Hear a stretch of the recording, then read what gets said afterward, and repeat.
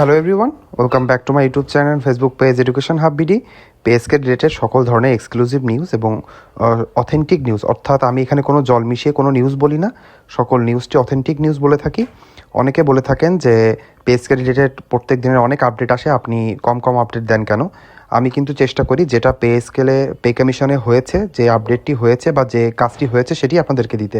আমার এক গোপন সূত্রের মাধ্যমে প্রত্যেক দিনের পে কমিশনে কী কী বৈঠক হচ্ছে, বৈঠকের কী কী আউটকাম আসছে সেগুলো কিন্তু আমি জানিয়ে থাকি। আমি কিন্তু নিজে থেকে কোনো কিছু বানিয়ে আপনাদেরকে বলি না। তাই বলবো, যারা সত্যি নিউজটি সবার আগে পেতে চান তারা আমার ইউটিউব চ্যানেলটি অবশ্যই সাবস্ক্রাইব করবেন।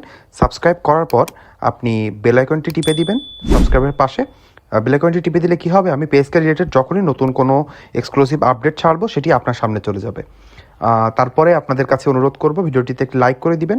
ভিডিওটিতে লাইক দিলে কি হয়, পেজকে রিলেটেড যারা ভিডিও দেখতেছে তাদের কাছে ভিডিওটি ফরওয়ার্ড হয়, রিকমেন্ডেশনে আসে, এবং আপনার আজকের যে প্রস্তাবনা নিয়ে আমরা আলোচনা করব সেটি নিয়ে কোনো কিছু বলার থাকলে কমেন্ট বক্সে লিখতে ভুলবেন না। তাহলে চলুন দেরি না করে আমরা মেন ভিডিওতে চলে যাই।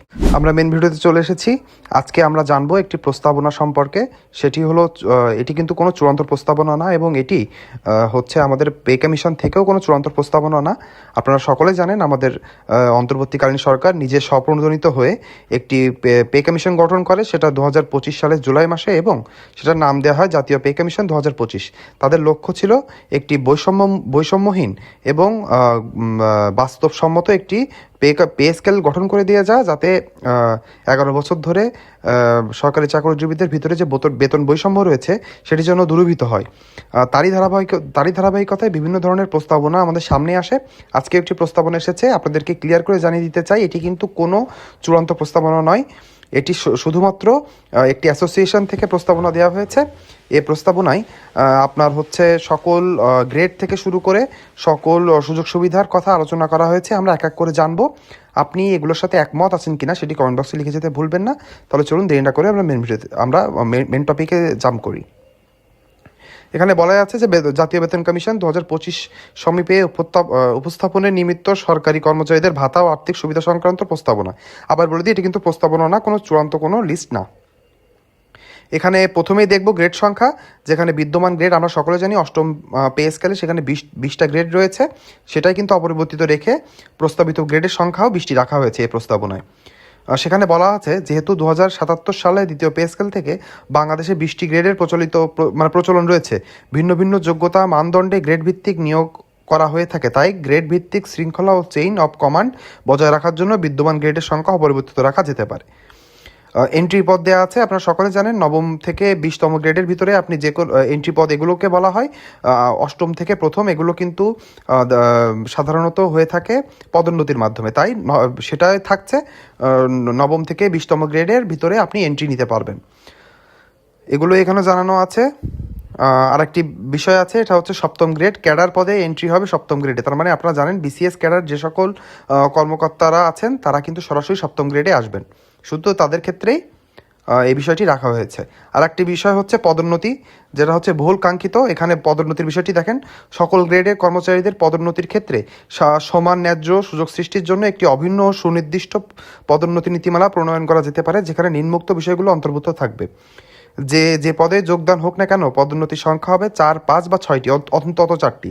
আর একবার ক্লিয়ার করে দিই যে আপনি যে কোনো পদে আসেন না কেন, আপনার ন্যূনতম 4টি পদোন্নতি আসবে, এবং আপনার হচ্ছে বিভিন্ন আপনার সরকারের যে বিভিন্ন কার্যালয় আছে সেগুলো থেকে 4, 5 বা 6টিও আপনি পদোন্নতি পেতে পারেন। এখানে প্রমোশন ট্রি দেয়া আছে, দেখেন এখানে 20তম গ্রেড থেকে আপনি 16তমতে আসতে পারবেন পদোন্নতি পেয়ে। তেমনভাবে 18 থেকে 14, 16 থেকে 11, 14 থেকে 9, 14 থেকে 9, তারপরে 12 থেকে 7, 10 থেকে 5 পর্যন্ত, এবং নবম থেকে 4র্থ গ্রেড পর্যন্ত আসতে পারবেন। এবং ক্যাডার পদ রয়েছে যারা কিন্তু সপ্তম পদ থেকে 1তম পদ অর্থাৎ 1তম গ্রেডে আসতে পারবেন। বুঝতে পারলাম, আপনাদেরকে ক্লিয়ার করে দিলাম যে কে কোন গ্রেড থেকে কতটুকু আসতে পারবেন, তার কি প্রস্তাবনা দেওয়া হয়েছে। তারপরে আমরা চলে আসব বেতন কাঠামোতে। এখানে ইনফ্লেশন রেট এবং বাদবাকি অনেক কিছু রেট সম্পর্কে আলোচনা করা হয়েছে। আমরা এবার চলে এসেছি আমাদের হচ্ছে যে প্রস্তাবিত বেতন স্কেল আছে সেটিতে। আমাদেরকে তার আগে জানিয়ে দিই যে একটি ভালো প্রস্তাব হয়েছে কি খারাপ প্রস্তাব হয়েছে সেটা আপনাদের কাছ থেকে জানতে চাই। সেটি হলো বার্ষিক ইনক্রিমেন্ট।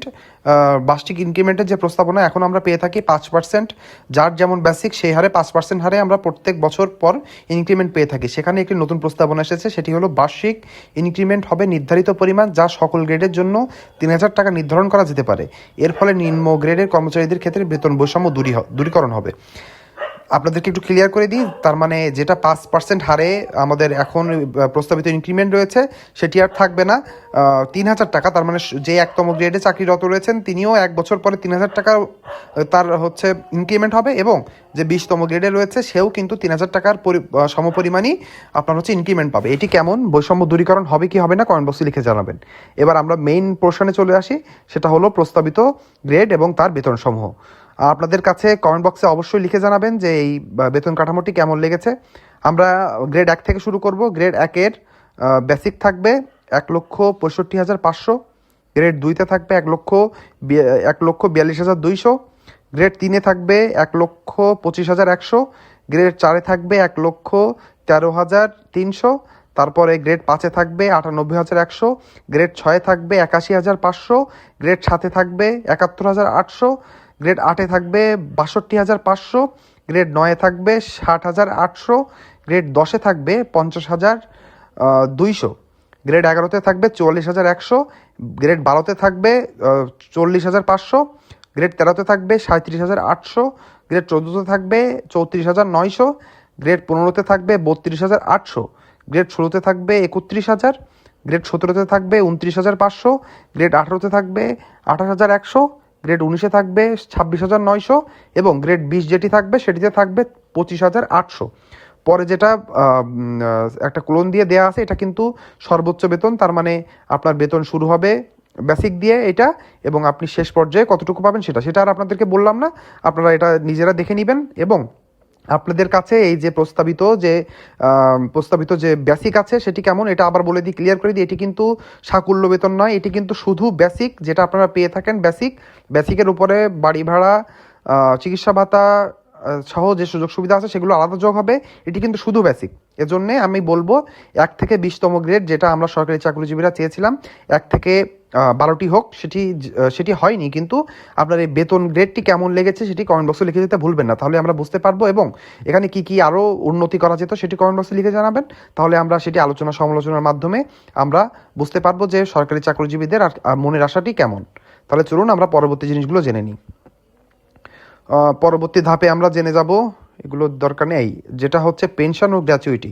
এটা আমার ইউটিউব চ্যানেলে অনেক দর্শক আছেন যারা পেনশন এবং পেনশনাররা আছেন, যারা পেনশন রিলেটেড আপডেটের জন্য জানতে চান। এখানে দেখেন, অবসর ও পেনশনভোগীদের ভবিষ্যৎ জীবন অধিকতর নিরাপদ ও স্বাচ্ছন্দ্যপূর্ণ করার জন্য পেনশন ও গ্র্যাচুইটি আনুতোষিক নিম্নরূপে পুনর্নির্ধারণ করা যেতে পারে।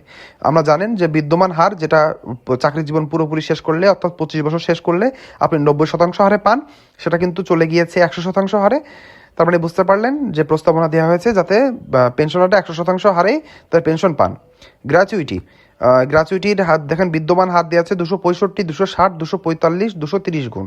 প্রস্তাবিত দেওয়া হয়েছে 300, 290, 280, 270। এখানে আর কি করা যেত? আমার মতে এটা একটু বাড়িয়ে 400 বা 500 কাছাকাছি নিয়ে গেলে সব থেকে বেশি ভালো হতো। আপনাদের কাছে কি মনে হয় সেটি জানান। আর একটি হলো এই যে এখানে যে চার্টটি আছে সেটি আপনি দেখুন এবং মন্তব্য করুন। এখানে মাসিক পেনশনের হার 50% যেটা আছে সেটা তো থাকবেই, বাড়ি ভাড়া 25% এবং জীবনযাপন ব্যয় 50%।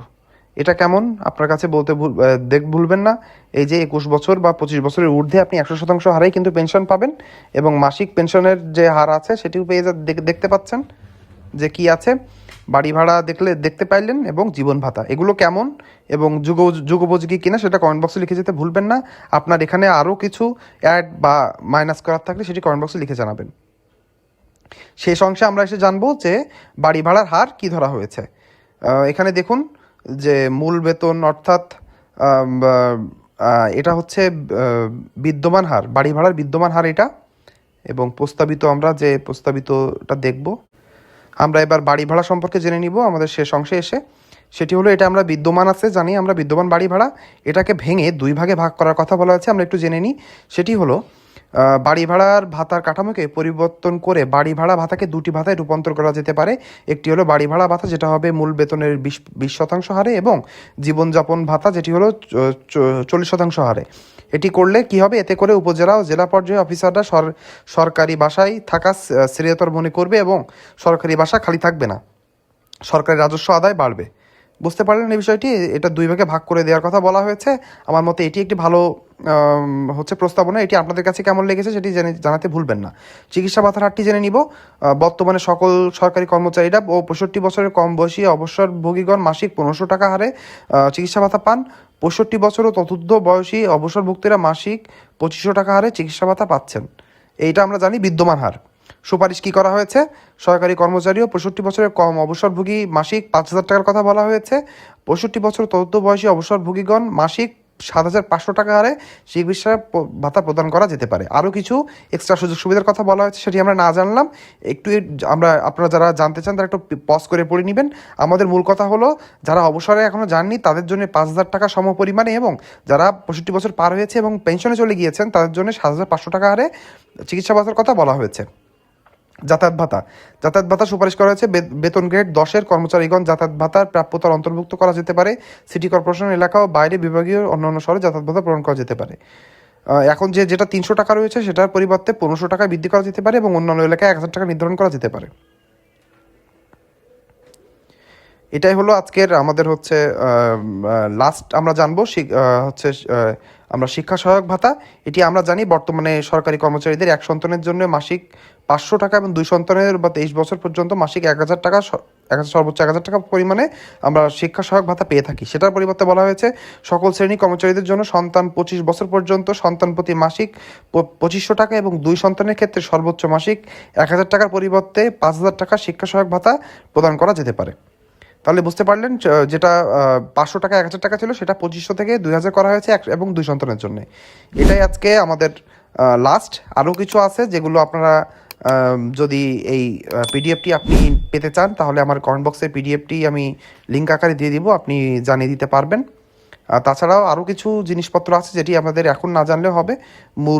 মূল বিষয়গুলো আমরা আলোচনা করেছি আমাদের ভিডিওতে। আপনার কেমন লেগেছে পে স্কেলের প্রস্তাবনাটি?